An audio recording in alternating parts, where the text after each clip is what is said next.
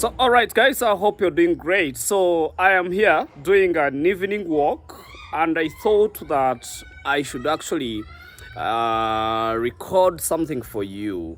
If I can show you where I am right now, if I can try to show you, let me do the camera like this so that I show you where I am right now. You can see, you can look at where I am right now. Yeah? But then, there is something that I felt I should talk about, especially about my country, Uganda, wanting to send the troops to Gaza for peace stabilization. So, the Parliament of Uganda has approved a request by the security to send UPDF forces to Gaza. And that was a request from US President Donald Trump, so that countries can help him.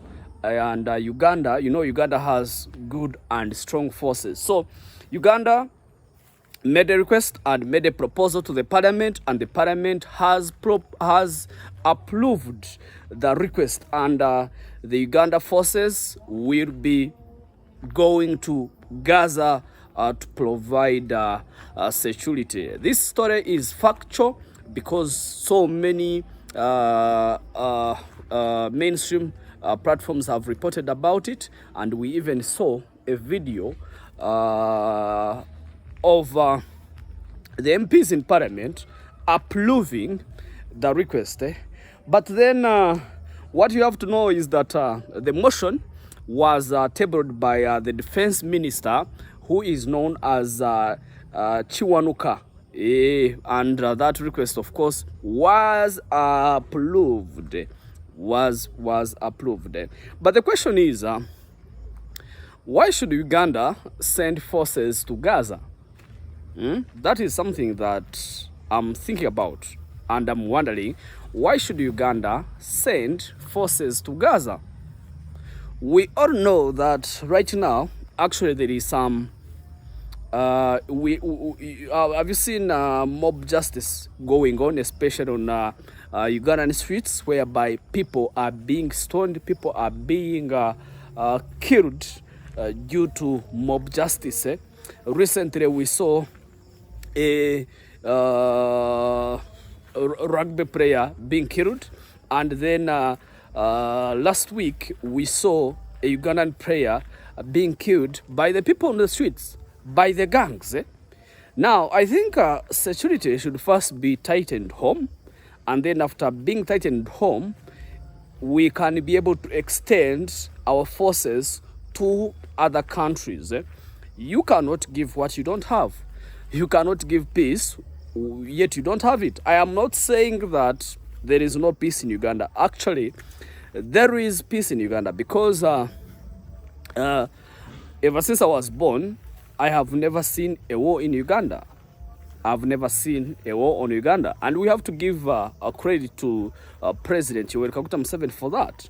We may say all things about him, we may discredit him for so many things, on so many things, but at least on peace, he has tried his best to make sure that Uganda is peaceful. And by talking about peaceful, I am not talking about, because we've seen people being killed here and there. We have seen abductions here and there. We have seen people being tortured, basement stuff, this and that. But then, the overall fact is that at least there is some peace. There is some peace. And President Museveni has tried his best to protect his people to a larger extent. And he deserves good credit for that. Because many years ago, before actually President got into power, President Museveni got into power, there was a lot of instability. A lot of instabilities. Civil wars here and there. But Museveni came and ended everything, and he has made sure that people become peaceful. So my call is for him to make sure that there is a stabilization, and the gangs, the people, the street mob is disabled, and to make sure that at least People are able to walk freely on the streets. People are able to do their activities freely without any fear of anything. So we need to work on that. Much as we are looking at sending the forces to Gaza, then we also need to look at the fact that the people in Uganda also need to be protected. Yeah. So you may ask yourself, why of all countries, why is it that Uganda was the one that was approached? Because Uganda has a record of actually participating in peace formation and stabilization. We have seen Uganda engaging in wars in Somalia, engaging in wars here and there, because we have a very, very strong force. Yeah, that's a fact. We have a very strong force in Uganda. And that's why I believe that Uganda has one of the most powerful armies, security. Yes, when it comes to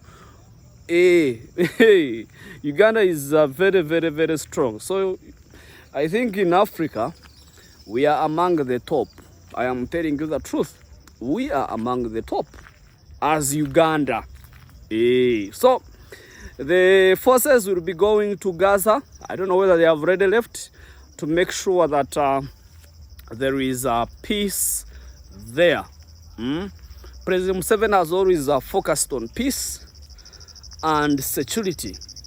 That's why, actually, in all his manifestos, people always vote President Museveni because of that peace factor. Yeah, people in villages, people everywhere, they say, President Museveni has done his best. So they always vote for him because he has made sure that there is peace in the country. So guys, I would like to know what you think about the decision for Uganda to send the forces together. Is it good? Is it bad?